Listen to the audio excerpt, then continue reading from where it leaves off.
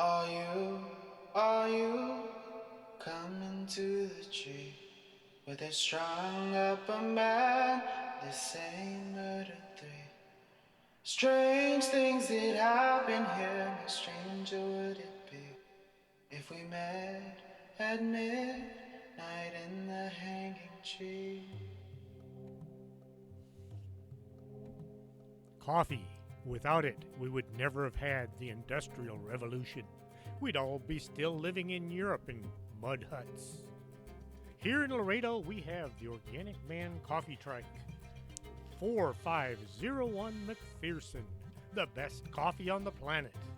If you can't get to Laredo, you can order from the Organic Man Coffee Trike shop.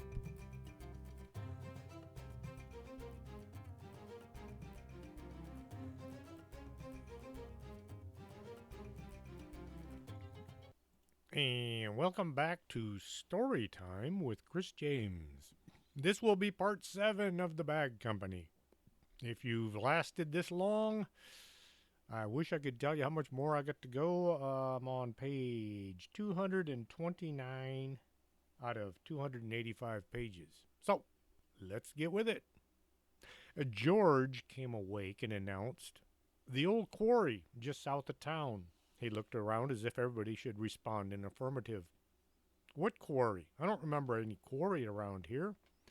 "Oh, it's been closed for years and years, but it would make a great place for you to do battle with a demon, and if things don't work out, who's to know?" The staff all got busy making last-minute arrangements for the upcoming battle to the death. Pam hoped not. Battle to the unhappy outcome, yes. Death, not so much. The phone on her desk was ringing. "Bogus Anomalous Group, how may we serve you today?" Pam put all the exuberance she didn't have into answering. Pam, dear, when are you coming home?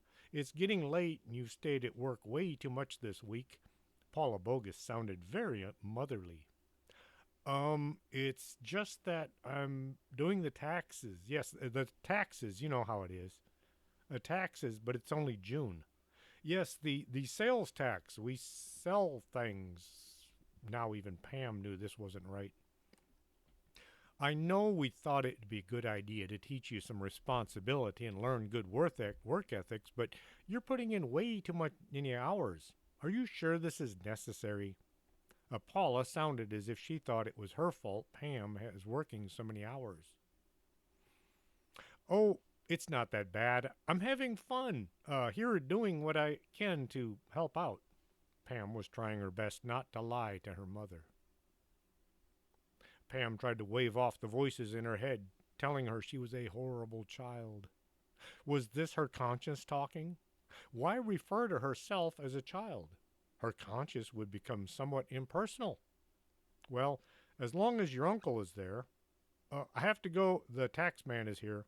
Pam hung up the phone, trying to not say the wrong thing. "You're really going to get in with your folks, find out you're not telling them the truth." "I don't know what truth to tell them." Tell them you... Oh, never mind." And with that, her conscience went elsewhere to bother someone with less earth-shattering problems. Mr. Armstrong thundered through the front door. "Where's my go bag? We need the D kit, just in case." He looked around the room to see if anyone wished to argue. Pam was the only one there. "Your go bag is in the back of the company car. What's the D kit, and where do I find it?" A D for dangerous.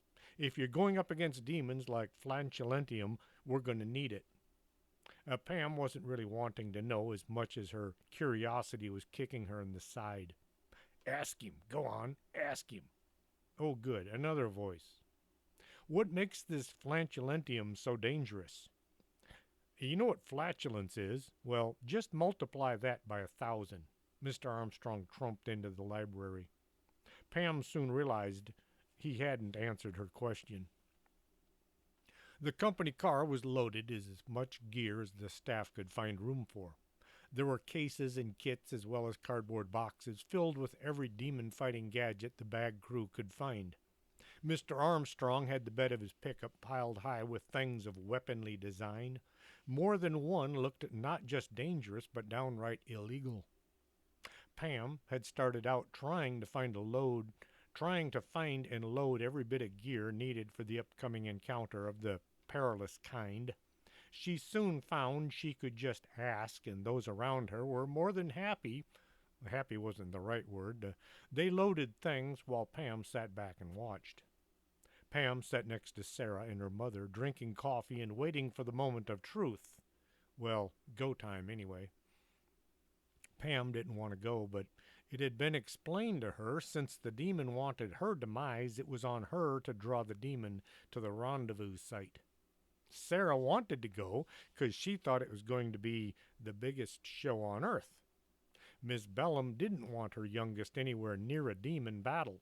Miss Bellum wanted to go help Pam out since it was Pam that had saved her youngest from becoming a battery charger for the psychic demon that was formerly her. Sarah was having none of this. You stay here and remain safe and bored, she made her point. If the demon wins, it will just come here and gobble me up anyway.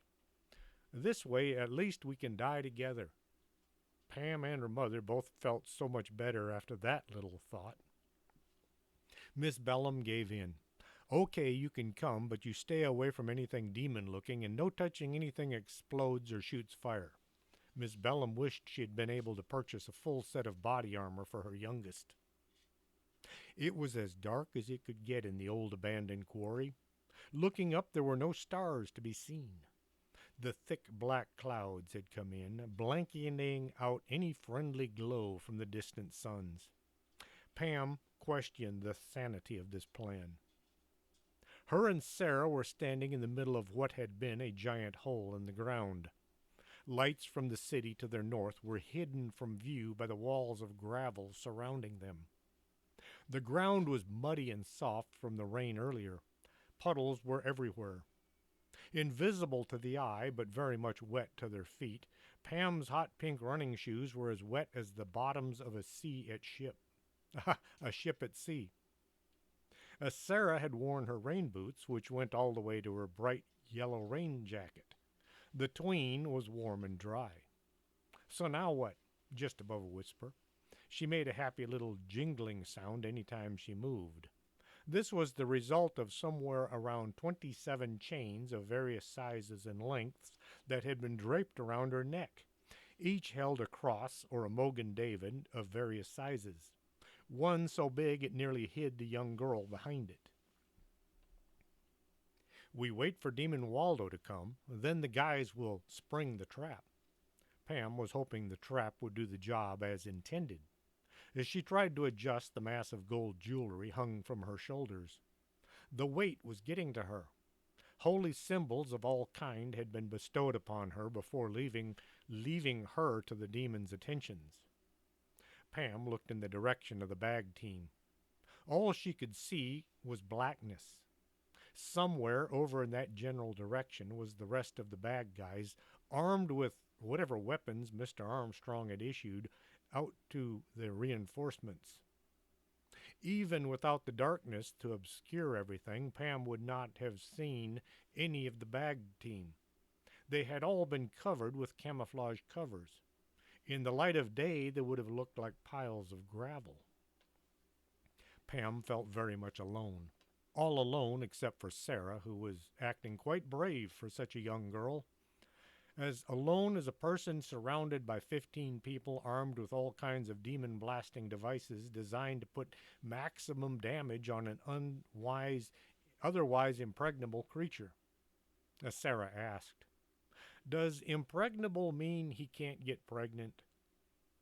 Pam was caught off guard by this question. I don't know. Invincible? Something made the gravel under heavy footsteps sound. And of course, it was behind the two girls. They both spun around to face whatever it was that was sneaking up on them. Pam had to force her eyes open. They didn't want to cooperate. Her eyes reasoned if she didn't see death coming, she'd never know it till it was over. "See anything?" Sara was becoming just a bit less enthusiastic about insisting on her being here. If asked, her mind would have screamed, "Let me stay in the rear with the gear where it's safe."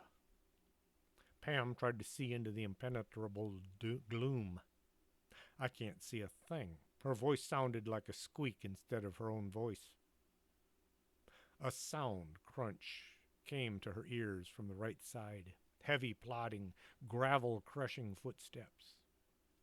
Sara chose to cling to Pam as a show of stalwart pluckiness. That shaking in her arms was just from too much coffee. She had had a few extra shots of espresso to help strengthen her inner warrior. The child warrior. The one that was all of 12 years old and praying to see 13. The sound of a long demon tongue being drawn across sharp demon teeth and lips filled the silence. "Oh, don't you two look yummy?" The voice was that of untamed hunger. Pam was grateful she couldn't see the creature making these unearthly sounds. Sara wasn't afraid in the least bit. She was terrified. The only part of her not shaking was her feet because they had settled into the mud and were in no condition to shake. Pam was finding it difficult to breathe. Sara was squeezing so hard it was cutting off Pam's air supply. If something didn't happen soon, Pam wouldn't have the worry about facing death. She'd pass out from a lack of oxygen. Words were way beyond her. "Cease and desist, foul creature from the netherworlds," Mr. Armstrong's voice boomed out from just behind Pam. Mr. Armstrong had leapt to his feet, brandishing his weapon and throwing a bright light onto his adversary. Pam wished he'd left the light off. A demon Waldo had grown considerably since the last time they'd met. He now stood over 11 feet high. He had also acquired a few more eyeballs, some growing on stalks over his head. His teeth would have driven an orthodontist to hard drink. Too many and too sharp, they stuck out in several directions, probably good for cutting down trees instead of noshing poor little girls. The dark green coloring of his skin was more inclined to a lizard than a human, perhaps a snake or 10. Pam could not turn away from this vision of all that was evil. That is quite a vision, if you know what I mean. Sara had chosen to clamp her eyes shut, and rely on any description to come to her way by way of audio means. Just to be sure nothing scary entered her field of vision, she buried her face in Pam's shirt front. Mr. Armstrong continued his challenge. "Return to where you come from, foul spawn flatulentium. Begone." A demon Waldo had a surprised look on his face. "Oh, okay," and with a puff of slightly brown smoke, he was gone. The other members of the bag company began to come from under their camouflage netting, looking about for the adversary that had left. "Did we win? Is he gone?" Pam took just a really quick peek over to see what kind of awesome weapon Mr. Armstrong was brandishing. It was long and wide. It looked like it had been designed to do utmost injury to its target. It was bright orange with red and black highlights. The canister hung from the bottom just must have held at least a half a gallon. It was a giant water gun. "You came armed with a squirt gun?" Mr. Armstrong busied himself looking around for Flatulentium, who had left behind just the faintest aroma of after-dinner gas. Miss Bellum came running to her youngest, overjoyed she had weathered the storm. "You were so brave. I would never have been able to face such a nasty beast." Miss Bellum did some more of that daughter squeezing she had become fond of lately. The crowd was becoming a bit exuberant. It would appear the demon was driven away. Shouldn't the kid he was possessing still be here? Lightning blasted down from above. A whirlwind crashed across the quarry. Bits of gravel filled the air, causing the people there to seek cover. The only cover was behind each other. A Flatulentium had returned. You have no power over me, human. It was addressing Mr. Armstrong. I'll rend you into fertilizer. The air became unbreathable as the smell of, well, gas filled the quarry. It smelled worse than a bean eating contest gone wrong. I don't know why my cats insist on getting behind the camera, but they do. Oh, there. Oh, there's two cats back there. That makes things even worse. Mr. Armstrong kept his weapon held high, but refused to engage the demon with it. You puny speck of flesh, I grow weary of your attentions.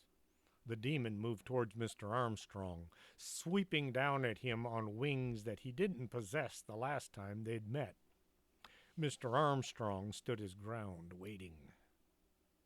As Demon Waldo drew near, it opened its mouth, teeth sticking out in all directions. That should have been a mouth intent on devouring the semi-licensed investigator. As the demon came close enough for Mr. Armstrong to see the cavity in the right upper molar, the semi-licensed investigator sprang into action. Bringing the super soaker up at a ready fire, he then snapped it up into his field of vision and pulled the trigger. Water sprayed out into the oncoming aperture that the demon's digestive tract. The demon passed within inches of Mr. Armstrong's head. As it passed, the smell of inappropriately assimilated food filled his nostrils. This made Mr. Armstrong's eyes water. The demon's tail smacked the side of his head. Demon Waldo swooped up into the sky overhead. As he turned for a second pass, a funny look, funny as in shocked, not funny as in hilarious, came into his countenance. The demon came crashing to the ground. He spit and hacked, trying to clear his throat. Insolent human, you think you can... What the heck was that stuff? Mr. Armstrong held up the oversized squirt gun. Holy water mixed with jalapeno juice and sweat squeezed from the socks of the local soccer team. Demon Waldo grew enraged. That's not very nice. He slowly pulled himself to his feet. The members of the bag company had quickly, as opposed to Demon Waldo slowly, formed a circle around the demon. Not a very close circle. No one wanted to be too close in case this didn't work. Barbara, yes, her, the one nobody could remember her last name, ran around the team, pouring salt into a ring just in front of each one. Manuel Vargas placed small statuettes of saints at key locations along the salt pile. As some members began reading passages from the Bible, others had the Book of Moses, reading from them loud enough to be heard all around the circle. George woke up just in time to announce, "Be gone, foul demon from..." And with an ear-splitting clap of thunder, the demon was gone, leaving behind a nasty aroma. Waldo lay on his back, looking as if he'd just been drugged through a regional sewage treatment plant. Oh man, what is that taste? He heaved up some fluid. My mouth feels like a locker room. He did some more fluid removal. Barbara was waving a handheld electronic device around her. On the side was written, Black & Decker Demon Detector. I'm not showing any readings at all. She moved about with her gadget some more. I think it's gone. Cassandra held her pendulum out in front of her, watching for any movement.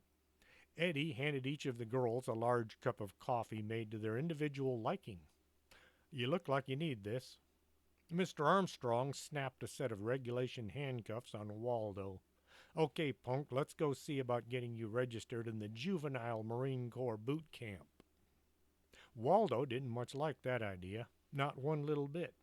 Less than he liked visiting the vets, but that's a different story. No, I'm calling my mom. She'll never let you put me in camp. She already signed you in. Your summer is about to become really interesting. Mr. Armstrong had a way of getting what he wanted. This time he'd used the promise of cash. Everyone was doing the after-demon extrication as celebration till Carol Munchausen said, Prince Wapo says, don't forget, tomorrow is Access Monday. This had the effect of a wet blanket being thrown over a warm fire on a cold night. Cassandra said, "Let's call it an early." She checked her watch. "Make that a late night. I see you guys in the morning." She hustled away, looking like a large blue cloud moving away through the night. Sarah's mother took the youngest away for a late night ice cream.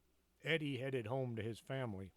Carol took Prince Wapo back to the office. She seldom left the mansion except for special occasions like demon hunts and annual hairball fests. Soon, Pam found she was all alone in the gravel pit. Just her and the dark night, surrounded by night things and night sounds. A cold breeze was blowing across the open pit. As Pam was sauntering towards her car, she spotted a black shadow, just an impression of something wafting along at the edge of the pit. As she watched, she realized it was the shadow from the mansion. "Oh, no, she don't." Pam ran to her car. Getting in under the wheel, she got the key in the ignition and fired up her steed. "See you at work, sucker." She gave it the gas and sped from the advancing shadow. Glad to escape the machinations of this bizarre black shape, Pam headed home for some much needed sleep. "Well, that went well, even without any help from you." "Oh, yeah? What do you know? All you can do is make statements after the fact." "Would you two knock it off? We're trying to sleep here." Put her off, you unneeded voice. I'll show you who's unneeded." At first, Pam tried stuffing her head under her pillow. That did very little to block out the voices that were inside her head. Next, she tried humming. She hummed a tune she hoped would drown out the voices, but it only made them sound as if they were singing along with the music. Lastly, she tried reasoning with them. "Would all of you just shut up? I'm trying to sleep. See what you've done? Now she's mad at you." "Me? You're the one making all the racket." "Both of you knock it off." "Enough. Silence." Pam had no idea who that last voice belonged to, but she was glad to finally have some silence. It worried her just a bit. The people that hear voices, it was too silent. Pam could hear her own heartbeat resounding in her ears. Sometime just before sunup, she found sleep.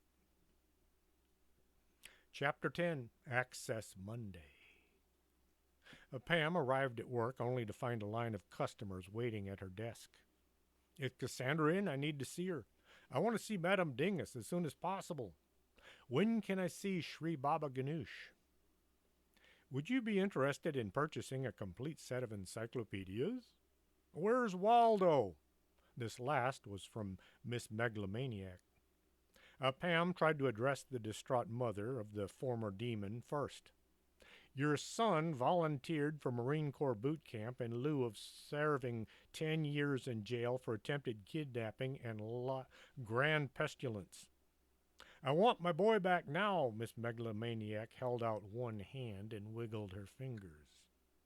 Pam looked at the hand and then at Miss Megalomaniac and then the hand once more. Pulling a few bills from the slush petty cash fund hidden in the middle drawer of her desk, she passed the greenbacks to the wiggling finger hand. The cash vanished in some unseen recess of the woman's coat. "Just you see to it that he's well taken care of," and with that, not so much worried mother stormed out the door. Mr. Armstrong had promised her some cash, but he had forgotten to tell Pam. Pam sent customers in all directions, hopefully getting them to the right staff member. As she was busy with a particularly difficult client, the woman wasn't sure if she needed a healing, advice, or a good sound thrashing. Pam saw the black shadow floating by. It swooped over the waiting crowd, then vanished beneath the bathroom door. There came a blood-curdling yell, followed by a sudden exit of the occupant. The man looked at the people, all looking at him, and then walked over and took a seat on the stairs, acting as if nothing were amiss. Pam was able to convince this unsure woman that the bag company wasn't what she needed. She needed a plumber. All those sounds were coming from her pipes. The front door swung open and a bunch of men, all dressed like firefighters, went running up the stairs. Pam looked up after them, but was soon swamped by anxious customers in need of healings or advice or guidance or whatever particular kind of extra senses they needed. A man with a mid-sized dog asked, "Is Carol in? My Bosco. He's acting very uneasy here." The man held the bulldog up to show her how uneasy it was acting. Pam looked at the status board. The paper arrow next to Carol's name was pointed sideways. This let her know that she was busy. Pam went back to the kitchen just to check. Pam pulled the kitchen door open just as something wet went speeding past her head. It impacted the door to the basement. Looking at this greenish spatter mark, Pam was hit in the side of the head by the next flying wad of whatever was being flung about with little regard for the furnishings or the staff. A llama was standing in the middle of the kitchen floor. Its mouth was in the process of molding its next missile. Pam ducked just in time to avoid a forehead strike. "How did you get a llama in here?" Pam was shocked she hadn't seen any exotics come in through the front door. Carol was dressed in a head-to-toe biohazard suit. Her faceplate, as well as most of the front, was a mass of partially digested grass and stomach juice. "He came in the back door. I found him in here when I came in." Carol was having difficulty getting the ruminant to settle down enough so she could find out what was bothering the beast. With a mighty crash, a wad of spit flew across the room and knocked a coffee cup off the counter and onto the floor. Carol was just glad the creature wasn't aiming at her anymore. "See if you can get closer and rub his neck. It should calm him down." Pam gave Carol the "why me" look and then tried to get close enough to run a hand along the fur of the llama's neck. The llama began to emit a humming sound. Pam thought this might be the llama's equivalent to purring, so she rubbed some more.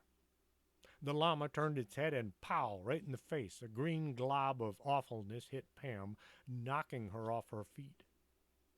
The floor was good enough to come flowing up and stop Pam from falling into the basement. "Oh, God, that's disgusting. What is this?" Pam ran a hand across her face. "Ooh," it came away with slimy nastiness. Carol managed to get right in front of the llama and tried to stare into its eyes. She could only get one eye, having a wad of llama spit obscuring the other side of her face shield. "What's up? Why did you come here? Do you need my help?" Carol gazed into the herbivore's eyeball. Well, eye. The llama calmed down a bit. It stopped humming, which in Pam's judgment was a good thing, since the last time the humming was followed by projectile spitting. Instead, it emitted a clicking sound, some kind of a teeth thing. Carol said, "I see, is that so?" And, "Well, we can't have that, can we?" As she continued this one-sided conversation. Finally, Carol turned to Pam. "It would seem the llama has become worried about the upcoming Access Monday. He thinks something bad is about to happen." "Upcoming? It's already here. This is Monday, after all." The statement caused the llama to grow agitated once more. Carol did her best to calm the beast. "I know. Isn't this just the worst news imaginable?" Then to Pam, "We need to stuff grass into our clothes to prevent anything bad from happening." The look on Pam's face got her to add, "That's what the llama said. Grass is the answer. It will keep the evil spirits away." With a clomping sound, the llama made its way to the back door that led to the area where Pam had seen the overfed goat just a few days ago. Plenty of weeds back there, since the goat was eating everything else but hardly any grass. The llama looked over its shoulder at the two in the kitchen and then trotted off in search of grass. Pam looked at Carol. "So now what?" "I don't know about you, but I'm going to go get some grass." And she was halfway out the door when Pam said, "There's some guy with a bulldog named Bosco who needs to see you." Carol walked back inside. "Send him in. He's a regular." Pam went back to her desk to let Bosco know it was his turn. Once the porch Once the pooch was on his way to his session, Pam still had a crowd piled up in front of her desk. Pam found it was beyond her ability as a human and a teen to run up and down the stairs every time somebody had a question needing a retort from above. Upstairs, that is. The light bulb went on over her head. Grabbing the phone, Pam called Sara to see if the tween wanted to earn a few extra bucks and free coffee for the day. Sara needed money like a crab needed a TV set. Free coffee? I get to hang out with the psychics? Cool, I'll be right there. Now Pam could send messages upstairs, saving her legs for more important things like sitting. As Pam was dealing with a woman who simply had to see Wanda Murkowski, which Pam thought might be a bad idea, a second group of firefighters went charging up the stairs. What the heck is going on up there? Pam asked the woman in front of her desk. You're asking me. You're the psychic. The woman was no help at all. Pam stood and went to the stairs, intent on seeing if the upper parts of the building was on fire or not, but duty called. Need to see Buckaroo Banzai. Sorry, wrong company. Try the Hong Kong Cavaliers. Here's their card. Pam handed the business card over. Call before you go. They hate unexpected arrivals. The basement door shook and rattled as if some hideous monster were trying to gain entry to the main floor. Pam tried her best to ignore the sound coming from the other side. Whatever that thing is, it sounds hungry. The next customer wanted to see George. Last time Pam had seen George, he was asleep in the back corner of the coffee shop. Wait here, I'll see if he's available. Pam figured this would give her an opportunity to grab a cup while there. The coffee shop was as busy as the reception desk. Eddie saw Pam enter and wiped up her usual without stopping to conversation with Madame Dingus. Grabbing her cup, Pam went to see about the old psychic. George was well in the warm embrace of the Z-monster. His snoring was audible, even with so many people talking. A cup of coffee was held in his right hand, balanced on his knee. To awaken or not, Pam didn't want to disturb his slumber, but he was on the payroll. George, can you hear me? What? No, yes. Just a second. Aren't you that young woman who got stuck in the open grave? Yes, but please don't remind me. Ah, my dear, what can I do for you on such a splendid evening? Pam didn't bother pointing out it was 9:20 in the morning. You have somebody at the front desk looking for you. Ah, yes, good, great. Send him in. He straightened out his tie and tried to look alert and businesslike. Pam went back to her desk and sent the customer in to see George. As the customer went into the library, Garrett came strolling in with his mother. What do you think? Did I save the day or what? He was just loud enough to be heard across the street in a storm. Pam gave him her best smile. Yes, you did. Without your being able to read the back side of those pages, Pam realized she wouldn't be here. Yes, you saved the day all right. Mother and son headed up to the second floor. The doctors were already there, waiting to see what effect the Access Monday would have on the young card reader. Pam wished she knew what was going on upstairs, but the crush of customers was in need of discharge. Who all is here to see Cassandra Blavatsky? If you'll wait in the hallway, she'll be with you as soon as possible. Pam couldn't help but think she'd been here before. Carol came out of the kitchen to inquire as to her next customer. Pam looked at the pet psychic and was struck by the amount of weight the woman had put on in the last 2 hours. You look as if you put on... Carol tried to smooth her clothes out, pushing the lumps around. Grass. I stuffed a little bit of grass in to ward off the evil spirits. She pointed to her next customer, went back to what now became her office. Pam thought the idea of stuffing grass in her clothes was just a whole bit itchy. By noon, the waiting room, actually just the area around Pam's desk, was full to capacity. a capacity being 10 since there were 10 chairs to sit on. People were waiting on the porch. Some had left saying they'd return shortly. Pam wished she could call in more staff, but everybody was already here. A cowboy came strolling in. He had to be a cowboy. He had on the hat and the boots, and he had the gangly walk. Is the woman who speaks to animals in? I need to see her real bad. He must have been from West Texas, considering his belt buckle said West Texas in great big letters.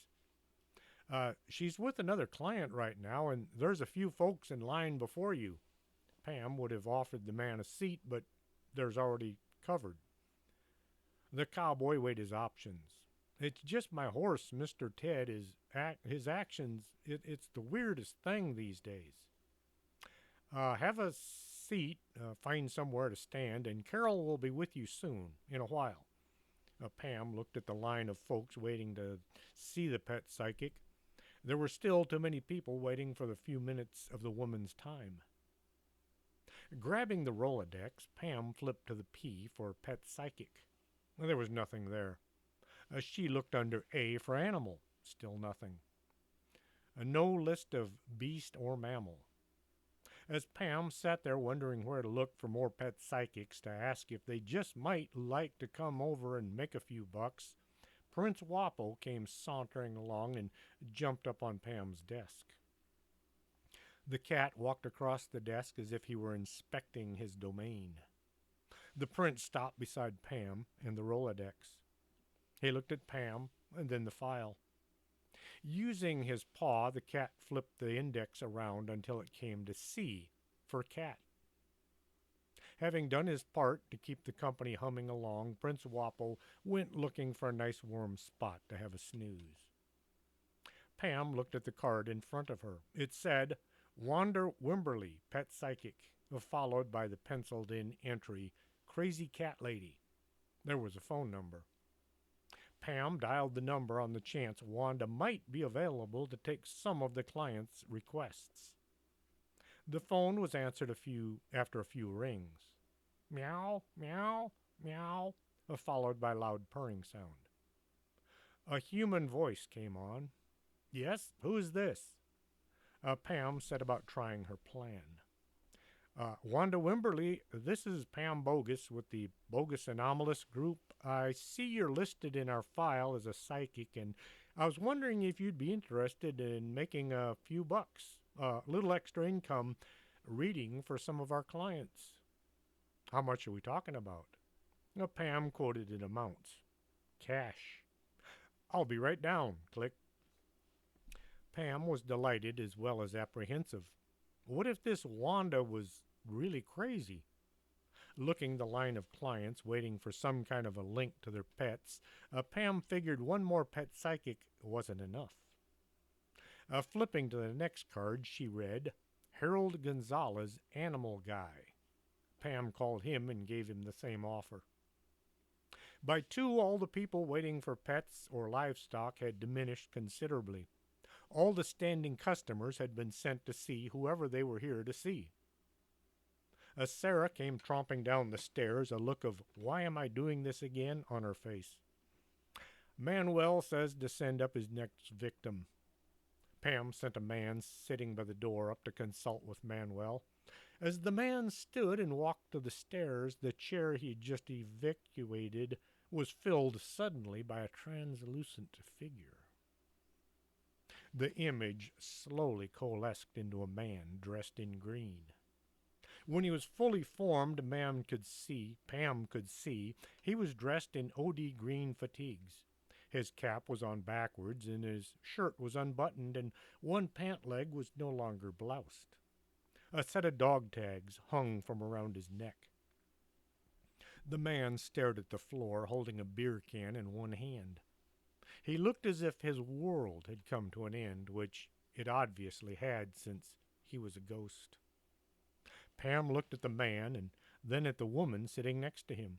She was unaware of her neighbor, so Pam focused on the ghost. Can I help you? The woman looked up at Pam. Seeing she was staring at an empty chair, the woman decided this young receptionist had been working too hard and was in need of a nap or worse. As she went back to her magazine, waiting to see Shri Baba Ganoush. The soldier looked up. He gave Pam a look and said, "You talking to me?" Pam nodded, and then she hoped she wasn't seeing things. He hung his head once more, and a groan came from his soul. Pam was at a loss as to what to do.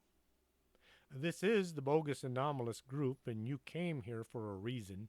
Are you looking for someone to talk to, or do you need a healing?" "Do ghosts need healings?" Pam would have to check on that one.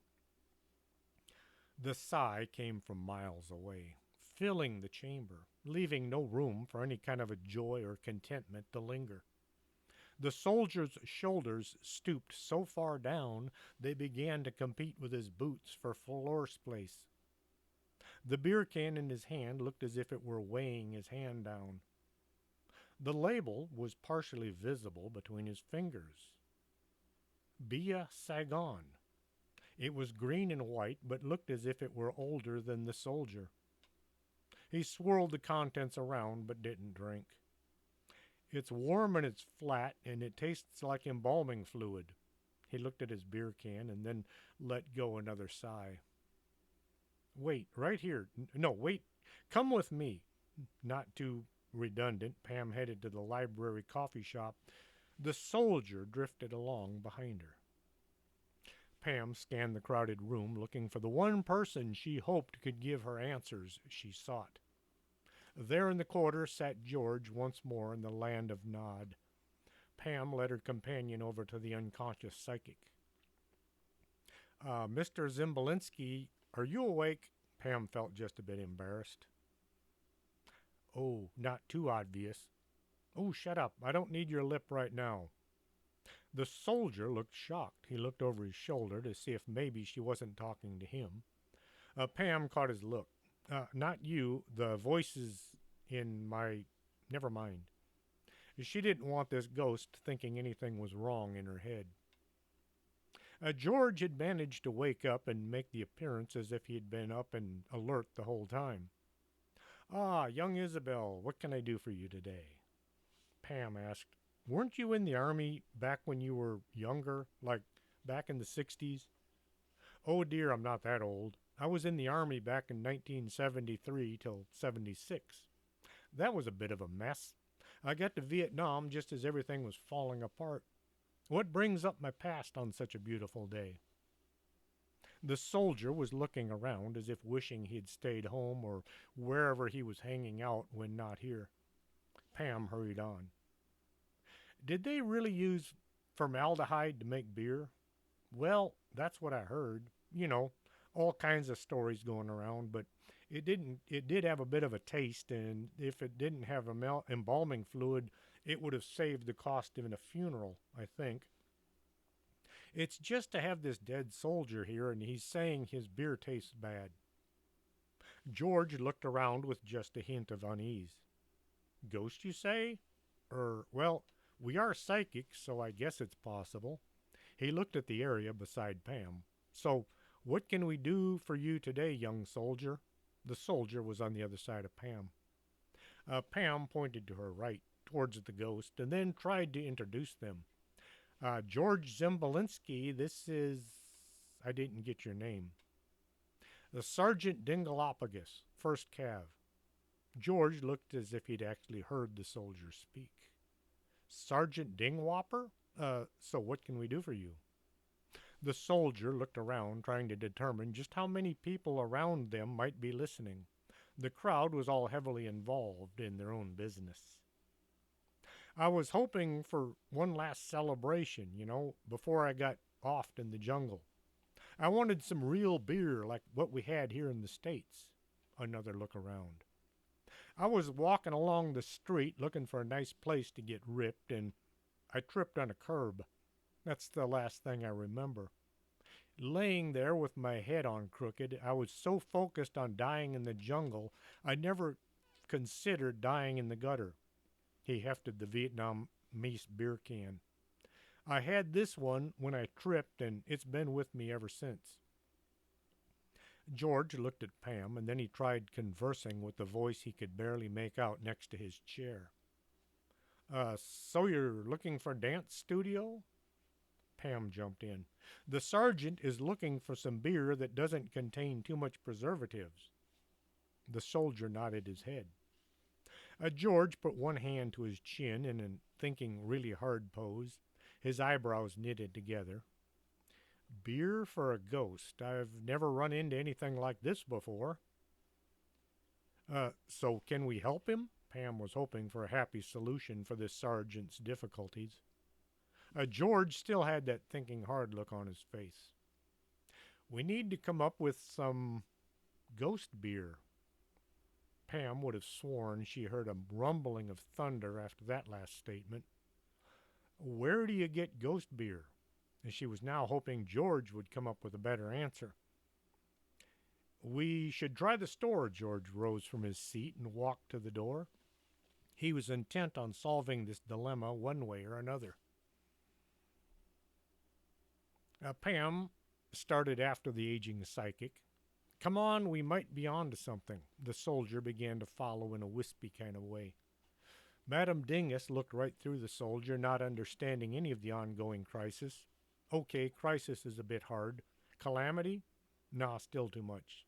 Predicament might do nicely. Eddie watched George and Pam, figuring they were doing important stuff, things beyond his knowledge base. If it didn't go in a cup or need electricity, he wasn't in the know, as it were. Prince Wapo watched the ghost, thinking, that guy really needs a drink. He then went back and washing his right paw. Wanda Murkowski continued thinking. George was waiting next to Pam's car. Pam got held up by the dozens or so new arrivals, all needing appointments and consultations. Pam had left a notebook with a sign-in sheet, along with orders for Sara to keep the staff occupied. The tween was having doubts about her fun time hanging out with psychics. Okay, where to? Pam was driving along the street with no destination in mind. George was having a hard time getting comfortable, what with the inn kit still occupying most of the floor space on his side of the car. Merkel's, it's not too far, and they sell all kinds of beer there.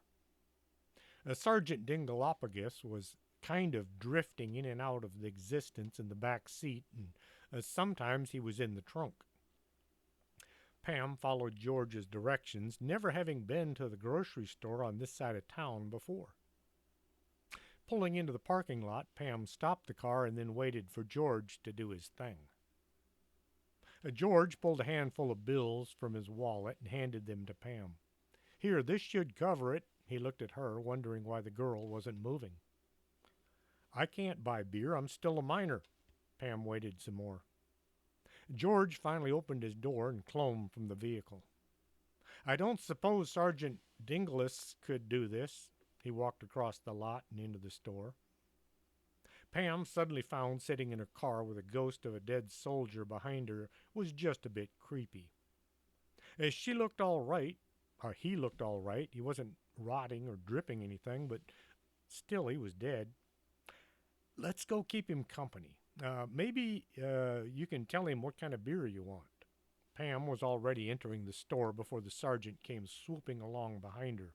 He had a very weird way of moving. He said, Wow, I haven't been in a store like this since 1968, just before I joined the Army. He swung his head around, admiring all the sights. George had grabbed a shopping cart, as if he was planning on purchasing more than just a six-pack. Oh, look, they have canned possum and gravy. George picked up one of the cans and began reading the recommended recipes. Pam tapped his shoulder. Remember the sergeant? We're here to help him. Oh, the sergeant. Oh, yes, Sergeant. What kind of fruit did he want? Beer. The man wants beer. Pam was doing her best to not get angry with this old man. After all, she'd been taught to respect her elders because someday she would be old and crazy, too. George led them over a few aisles to the beer section. Okay, here we are. So what pricks your fancy? George waited for the ghost to make his move. Sergeant Dingleopagus went straight to the cooler and tried to open the door. His hand passed right through the handle. Oh man, I can't get a hold of this thing. He tried a few more passes, but never made contact with the non ghostly hand grip. Pam reached around his shoulder, but wound up pushing her arm right through his chest. Pulling the door open, she said, "Which one do you want?" His fingers pointed in the general direction of a six-pack near the bottom of the cooler. Pam reached down and grabbed it, and as she was about to hand the cold beverage to the sergeant and then thought better of it, she placed the containers in George's cart. "Are you sure you wouldn't like a few cans of possum in gravy?" George seemed intent on getting some of those cans out the door. Once at the checker outer, George got sidetracked by one of the magazines on display. Something about Bigfoot having been spotted in Scotland riding the Loch Ness Monster. There was a grainy photograph showing just such a scene. Sergeant Dingleopagus wasn't much help. He was trying to attract the attention of some bimbo in the next line over. Pam set the six-pack down on the counter and then grabbed George's wallet and handed over some bills. The checker outer looked at Pam and said, "Should I even ask to see your license?" Pam handed her the driver's license out of George's wallet. "This doesn't look anything like you." Pam pointed to George. "The beer is for him." She smiled sweetly at the woman behind the counter. "Am I supposed to believe he's your older brother or something?" Pam reached through Sergeant Dingleopagus and grabbed George's hand. Placing the money in his fingers, she pulled his hand over and shoved it into the woman's face. "He's buying the beer, not me." Too bad George had forgotten why they were here. "Oh, I'm not a beer drinker. I prefer good wine or brandy." He looked at Pam and then the woman behind the counter. "Okay, little girl, you'll have to wait a few years before you and your brother can buy beer in this establishment." The checker outer set the six-pack on the shelf behind her, turning to the next person in line and said, "Next." George looked behind him, and then he looked at the space the sergeant might be occupying.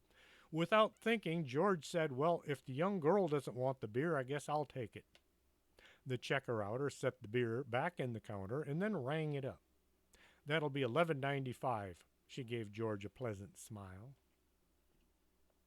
Once the co-conspirators had made a safe escape to the parking lot, they found the next chink in the chain of this operation. How do we get the beer into Sergeant Dingleopagus's hands? "Oh, that's easy. We just have to make it into a ghost." George seemed quite pleased with this idea. "And we'd do that by what?" Pam really hoped the old guy would come up with something to do. "Kill it." This was the first. This came from the sergeant. Pam looked at him as if to say, "How?" "I've killed a lot of beer in my time, but never had to turn it into a ghost." The sergeant gave her a sheepish look. Pam sat down on the grass like the grassy little knoll at the end of the parking lot.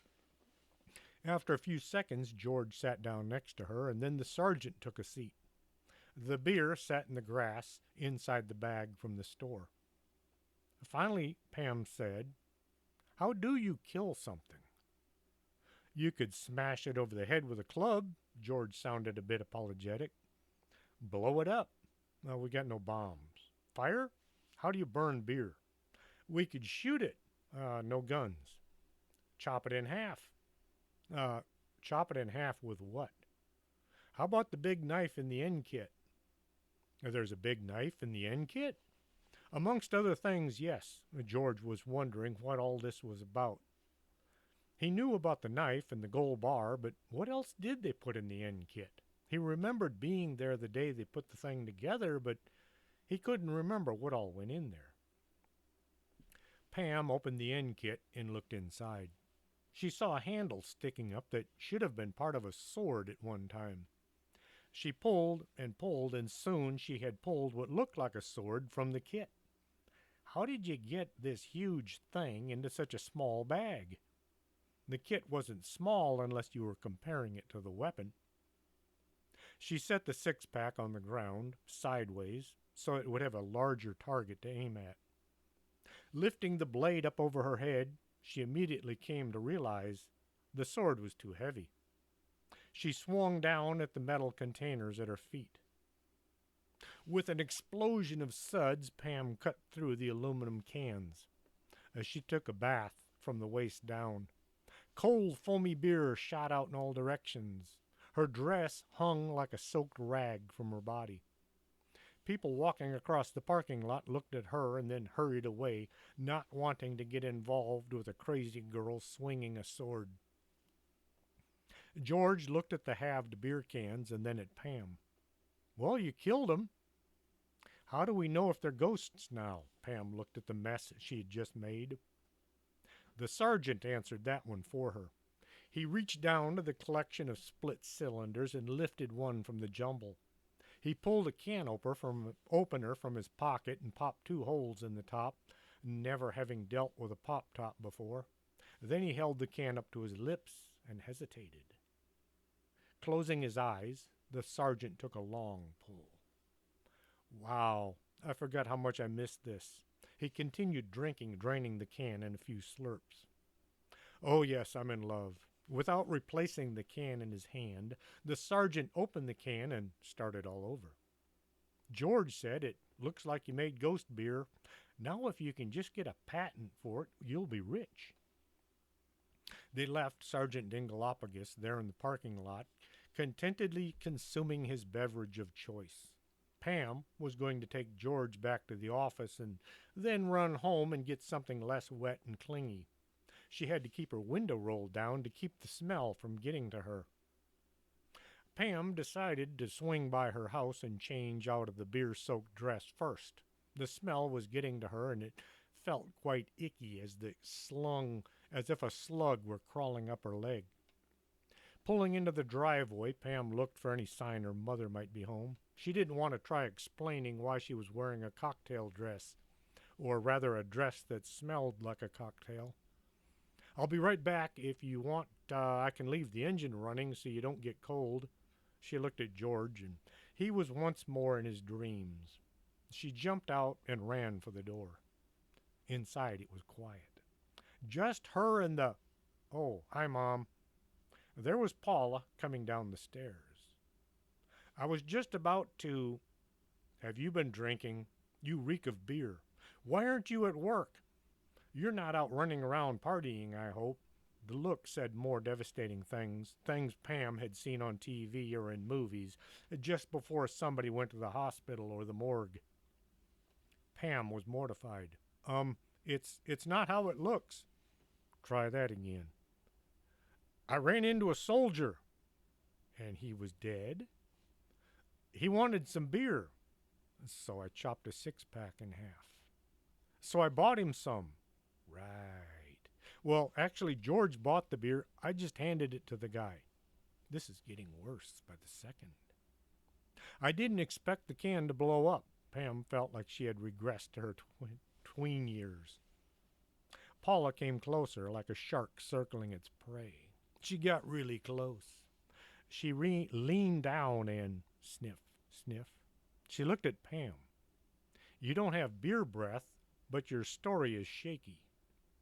Try your story again, but this time think. Me and George, met a soldier, Sergeant Dingleopagus. He wanted some beer. George was in Vietnam as well, and we took the sergeant over and bought him a six-pack. Somehow I wound up with a lot of it on my dress. Paula got right up in her face and said, Look me in the eye and tell me your story again. Pam did as told, repeating the whole story and trying to not embellish it any more than necessary. You're not psychic or something, are you? Paula answered, No, I'm a mother, and that's far better. Paula hugged her. You're such a sweet kid. Go change. I'll throw that thing in the wash. Paula made a mental note to keep a closer eye on Pam, just in case. You know, just to be sure, a tiny little eye. As Pam walked out to her car, she had a thought. What if? What if she didn't really see the dead soldier? What if it was just all in her head. Best to not think about it. She got in her car. George didn't even know they'd stopped. As they pulled into the office, he looked at Pam. Oh dear, weren't you wearing a dress a second ago? He looked at her jeans and t-shirt, confused. Magic.